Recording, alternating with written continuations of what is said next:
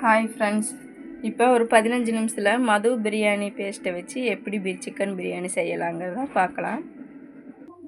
இப்போ வந்து 1/2 kilo chicken biryani செய்ய போகிறோம். அதுக்கு என்னென்ன பொருள் தேவைன்னு சொல்லி வாங்க பார்க்கலாம்.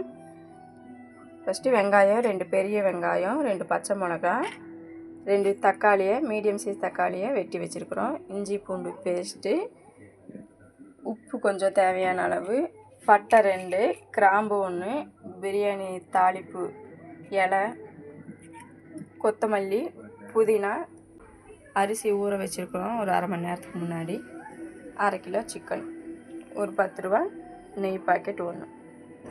இப்போ எப்படி பிரியாணி செய்யறதுன்னு வாங்க பார்க்கலாம். இப்போ ஃபஸ்ட்டு அடுப்பை பற்ற வச்சுக்கலாம். அதில் ஒரு குக்கர் ஒன்று வச்சுக்குவோம். குக்கர் சூடாகட்டும்.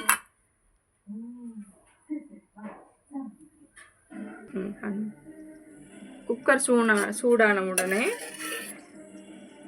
ஆயில் ஊற்றிக்கலாம். ஆயில் ஊற்றிக்குவோம். 2 பச்சை மிளகாய் போட்டுக்கலாம். 2 பெரிய வெங்காயம்.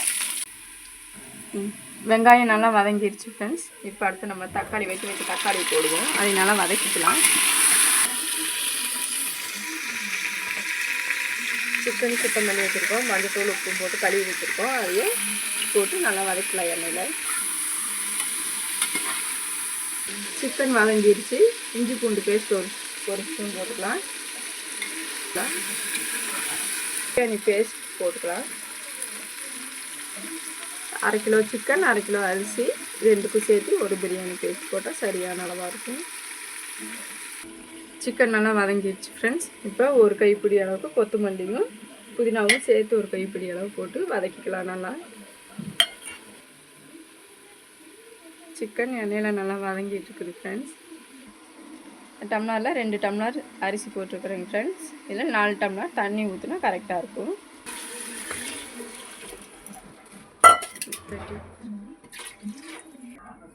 இப்போ உப்பு கொஞ்சமாக போட்டுக்கலாம். பிரியாணி பேஸ்ட்லேயே உப்பு இருக்கும், போட வேண்டியதில்லை. நம்ம கொஞ்சமாக போட்டுக்கலாம்.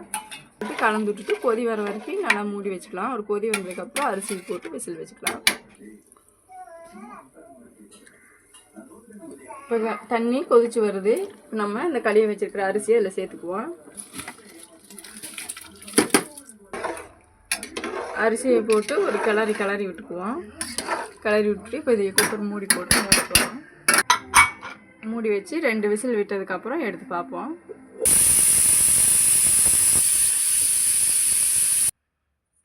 பாருங்கள் ஃப்ரெண்ட்ஸ், பிரியாணி ரெடி ஆயிடுச்சு. இறக்கியாச்சு. இது வந்து இப்போ நெய் ஊற்றிக்குவோம். நெய் ஊற்றி கிளறிக்குவோம்.